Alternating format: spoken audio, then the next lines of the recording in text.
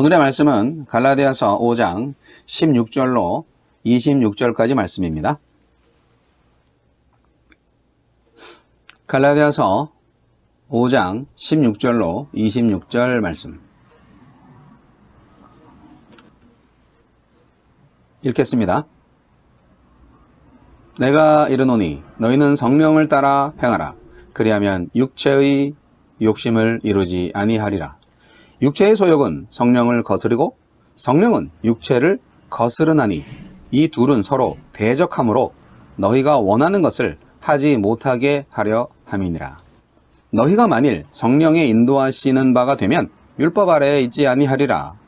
육체의 일은 분명하니 곧 음행과 더러운 것과 호색과 우상숭배와 주술과 원수 맺는 것과 분쟁과 시기와 분냄과 당 짓는 것과 분열함과 이단과 투기와 술취함과 방탕함과 또 그와 같은 것들이라. 전에 너희에게 경계한 것 같이 경계하노니 이런 일을 하는 자들은 하나님의 나라를 유업으로 받지 못할 것이요 오직 성령의 열매는 사랑과 희락과 화평과 오래 참음과 자비와 양선과 충성과 온유와 절제니 이 같은 것을 금지할 법이 없느니라. 그리스도 예수의 사람들은 육체와 함께 그 정욕과 탐심을 십자가에 못 박았느니라. 만일 우리가 성령으로 살면 또한 성령으로 행할지니 헛된 영광을 구하여 서로 노엽게 하거나 서로 투기하지 말지니라. 아멘.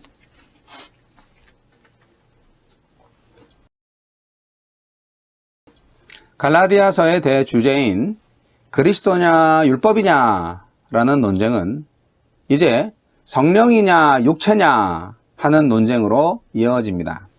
바울은 오늘 본문에서 육체의 일 15가지와 성령의 열매 9가지를 대조시켜서 설명합니다. 어떤 사람이 이런 말을 했습니다. 저는 하나님을 사랑합니다. 그런데 사람은 사랑하지 않습니다. 여러분, 이 말 자체가 모순이지 않습니까? 하지만 한편으로 공감되지 않습니까? 사람들이 우리를 어려운 길로 밀쳐버릴 때, 그리고 우리의 인내심을 떠보거나 인격을 무시할 때 우리가 소유한 성령의 열매는 시험을 당하게 됩니다. 평소에 지녔던 그리스도인으로서의 자부심이 금이 가기 시작하고 막 흔들립니다. 이때 우리는 내가 그리스도인으로서 성숙했나? 하는 것을 돌아보게 되지요. 참 신앙은 다른 사람들과의 관계 속에서 그리스도와 같은 생활 태도를 가지는 것으로 나타납니다. 평소의 생활 가운데에서 성령의 임재하심, 성령의 역사하심을 시험해 보려면 다른 사람들과의 관계 속에서 얼마나 많이 그리스도가 드러나는가 관찰해 보면 알게 되는 것이죠. 여러분은 어떠십니까? 갈라디아 교인들은 바울의 복음을 받아들였고 그 복음과 함께 성령의 선물을 받았지만 그 복음이 한 사람과 공동체를 하나님의 백성이 되게 하고 하나님의 백성으로서 합당한 삶을 살게 하는 원천이 된다는 사실까지는 깨닫지 못했습니다. 오히려 그들은 바울의 복음과 성령이 마치 신분에만 국한된다는 생각을 갖고 그들의 실제적 삶을 위해서는 복음과 성령에 배치되는 할례와 율법과 율과 이 세상의 원리들에 의존하려고 했습니다. 그렇게 함으로써 갈라디아 교인들은 믿음의 영역과 삶의 영역을 분리시켰습니다. 이러한 분리가 마치 베드로가 안디옥 교회에서 저지른 잘못이 교회에 심각한 위기를 불러온 것처럼 갈라디아 교회에도 아주 큰 위기를 가져온 것이죠. 이것이 한국교회 상황이랑 비슷합니다.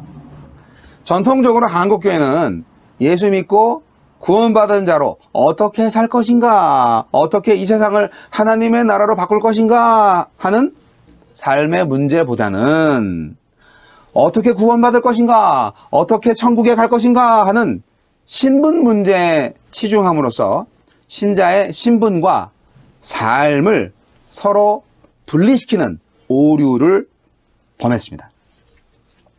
많은 신자들이 믿는 것과 사는 것은 서로 별개의 것이라는 생각을 하게 되었습니다. 성령의 역할을 너무 지나치게 신분의 영역에만 제한시켜버린 것이죠. 신자의 모든 삶에 대한 성령의 능동적인 사역과 주권을 강조하지 않았어요. 그래서 성령 충만한 사람은 어떤 사람이지? 했을 때 교회에 열심히 나와서 모든 예배와 모임에 참석하고 교회 봉사도 잘하고 기도도 많이 하고 방언 기도도 하는 사람이라고 그런 사람이 성령 충만한 사람이라고 인정받는 경우가 허다했습니다. 진짜 성령의 사역은 신자의 전 삶의 영역에 영향을 미치는 거죠. 특히 신실성, 정직성, 공의와 사랑이 바로 그 핵심인데 말입니다. 갈라디아 교회나 한국 교회나 모두 성령의 핵심적인 사역이 그리스도 십자가 사건을 통해 나타난 사랑의 구현이라는 바울의 가르침을 한 귀로 듣고 한 귀로 흘려버렸습니다. 성령의 공동체로서 성령에 전적으로 의존할 수밖에 없는 교회의 성령 사역에 대한 오해와 무지는 결국 한국 교회의 비윤리성을 심화시켰고 나아가서 사회의 비윤리성을 조장하거나 방관했습니다. 이것이 오늘날 한국교회가 날개 없이 추락하고 있는 가장 큰 이유가 아닐까요? 거지가 왕자가 되었으면 왕자처럼 살아야지 거지처럼 계속 살면 그게 거지지 왕자입니까? 서로 양립할 수 없는 삶이 있습니다. 그것은 육체에 속한 삶과 성령을 따르는 삶입니다. 그 이유는 이 두 종류의 삶은 주인과 가치관을 의지하는 결과로 나온 것이기 때문입니다. 한 사람이 육체를 따라 살면서 동시에 성령을 따라 살 수는 없습니다. 율법의 행위를 주장하는 사람은 육체를 따라 살게 되고 믿음의 원리를 따라 사는 사람들은 성령을 따라 살게 됩니다. 내 욕망을 성령의 소욕에 복종시켜서 내 몸으로 주의 뜻을 이루는 삶이야말로 의의 소망을 이룰 수 있습니다. 하느님의 은혜를 멸시하고 육체를 따라 살면 자신과 공동체를 파괴하는 삶을 살게 됩니다. 그리스도의 죽음을 헛되게 하는 거짓 가르침은 성령이 없는 삶, 무절제와 이기심의 삶, 진리에 무관심한 삶을 살게 되고 결국 하나님 나라를 상속받지 못하는 저주에 이르게 됩니다. 하나님의 나라를 상속하게 하는 참 믿음은 하나님과 이웃을 위해서 자기를 절제하는 사랑을 실천하는 믿음이에요. 믿는 자에게 성령께서 역사하시기에 가능합니다. 성령은 우리를 그리스도와 연합되게 하시고 우리 안에 그리스도의 성품이 창조되게 도우십니다. 우리는 성령을 받아서 그리스도인이 되는 것에서 그치지 말고 곧이어 성령을 쫓아 그리스도인으로 살아야 합니다. 사랑하는 성도 여러분, 그리스도인의 자유를 남용하지 마십시오. 바울 사도는 갈라디아 교인들의 자유방임주의를 염려했습니다. 바울은 호소했습니다. 사랑으로 서로 종노릇하십시오. 성령으로 살아야 합니다. 라고요. 그리스도인의 자유를 남용하는 사람들은 입으로는 의를 추구한다고 하지만 실생활은 하나님이 싫어하시는 죄악으로 가득 찬 삶을 살고 있었습니다. 그러나 성령으로 인도함을 받는 참된 그리스도인들은 자신의 신앙 고백을 통해서뿐만이 아니라 구체적인 생활에서 성령의 열매를 맺습니다. 사랑과 희락과 화평, 오래 참음, 자비, 양선, 중성, 온유, 절제. 근데요, 바울이 제시한 성령의 열매는 일반적으로 기대하는 바 자선이나 고아와 과부를 돌보는 것과 같은 사회사업이 아니라요, 인간의 마음속에서 일어나는 내적인 요소들이에요. 원리적인 거죠. 오늘 본문에 기록된 육체의 일은 성적 부도덕과 같은 세속적인 죄악들과 우상숭배보다는 사실 내적인 죄의 요소들을 다루고 있습니다. 즉, 육체의 일이란 그 자체로는 본질적 모습을 드러내지는 않아요. 그 핵심은 자기중심주의 내지는 자력주의적 성향에 근거를 둔 것입니다. 바울은 갈라디아서를 통해서 말합니다. 그리스도의 사랑이 결여된 것이 죄악이고 이것은 근본적으로 인간을 하나님으로부터 멀어지게 한다고요. 성령의 열매는 한결같이 다른 사람을 향한 관심, 이타적인 성향에 근거를 두고 있습니다. 성령의 열매는 결국 자기중심주의나 자력주의의 죄악된 영향에서 벗어나서 자기를 비움으로써 채워지는 것들입니다. 이러한 방식을 따르는 삶이야말로 남에게 유익을 끼치는 삶이요, 그 자신 속에 하나님이 일하시게 하는 삶입니다. 우리가 이런 인생을 살아야 되지 않겠습니까? 이 세상에는 정말 문제 많은 인생들이 많죠. 모든 인생의 문제는 사랑의 부재에서 비롯되고 모든 인생 문제 해결은 사랑의 임재입니다. 아동심리학에서 항상 이야기하죠. 문제아는 없다. 문제 부모만 있을 뿐이다. 라고요. 자기 대상으로부터 조건 없는 사랑을 받고 자라게 되는 아이는 평생 젖줄이 될 수 있는 안정애착을 갖게 된다고 합니다. 좀 심리학적인 용어라서 어려운 말인데 이해하시기 바랍니다. 이 젖줄에 대해서 소설가 박완서는 그의 마지막 수필인 못 가본 길이 더 아름답다 해서 이렇게 말합니다. 이 나이에 머지않아 증손자를 볼 나이에도 지치거나 상처받아 잠 못 이루는 밤이면 내 시름에 겨워 엄마를 연거푸 부르면 끝도 없이 옛날 생각이 나고 이야기가 이야기를 부르면서 마음이 훈훈하게 젖어오면 오그려졌던 몸이 펴진다. 이 몸이 얼마나 사랑받은 몸인데 넘치게 사랑받은 기억은 아직도 나의 젖줄이다. 대부분의 중독은 박완서 선생의 엄마 같은 젖줄, 자기 대상의 부재에서 오는 것이라 합니다.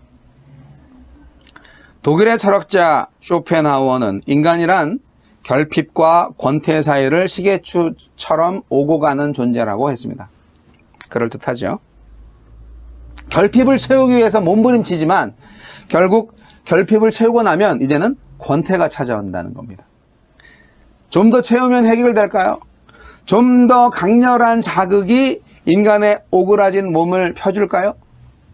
계속 그렇게 결핍과 권태의 사이를 왔다 갔다 하면서 세월 다 보내고 결국 후회 막심한 인생을 살게 되는 게 참 많습니다. 나쁜 중독을 막는 길은 오직 하나입니다. 좋은 중독에 빠지는 것입니다. 욕망을 없애기보다는 근원적인 사랑에 대한 갈망을 일으켜야 합니다. 하지 말라 이거 말고요. 하라. 이렇게 하는 게 훨씬 좋죠. 아이에게도 어른에게도 젖줄이 필요합니다. 그것이 바로 그리스도의 사랑이요 성령입니다. 율법은 우리를 살게 할 수 없고 성령만이 우리를 살게 합니다. 하나의 삶은 영생에 이르고 다른 하나는 멸망으로 끝납니다. 둘은 화해할 수도 없고 공존할 수도 없습니다. 은혜의 손길에 맡기는 사람만이 오늘 살 수 있고 영원까지 그 생명을 이어갈 수 있습니다. 사랑하는 성도 여러분, 자기중심주의, 자력주의 내려놓으셔야 합니다. 욕심을 버리셔야 해요. 오직 그리스도 십자가의 사랑, 예수 그리스도의 십자가의 성령을 따라 사심으로 오늘도 승리하시기 바랍니다. 오늘 본문 말씀 마지막 부분을 다시 읽고 설교를 마치겠습니다. 갈라디아서 5장 24절로 26절 말씀입니다. 그리스도 예수의 사람들은 육체와 함께 그 정욕과 탐심을 십자가에 못 박았느니라. 만일 우리가 성령으로 살면 또한 성령으로 행할지니 헛된 영광을 구하여 서로 노엽게 하거나 서로 투기하지 말지니라. 기도하겠습니다. 하나님 아버지, 주님께서 몸 바쳐 피 흘려 값진 대가를 지불하심으로 우리를 죄에서 구원하시고 하느님의 백성으로 삼아주신 은혜를 다시 한번 감사드립니다. 그런데 구원받은 이후 우리는 계속 구원을 이루어 가야 할 사명을 잊고 살지 않았나 생각해 보게 됩니다. 주여, 다시금 성령 충만함을 회복하게 하여 주옵소서. 성령을 쫓아 행하게 하소서. 육체의 욕심을 거두지 않게 하소서. 오직 성령을 따라 하느님의 나라를 이루어가는 주님의 교회가 되게 하여 주옵소서. 예수님 이름으로 기도합니다.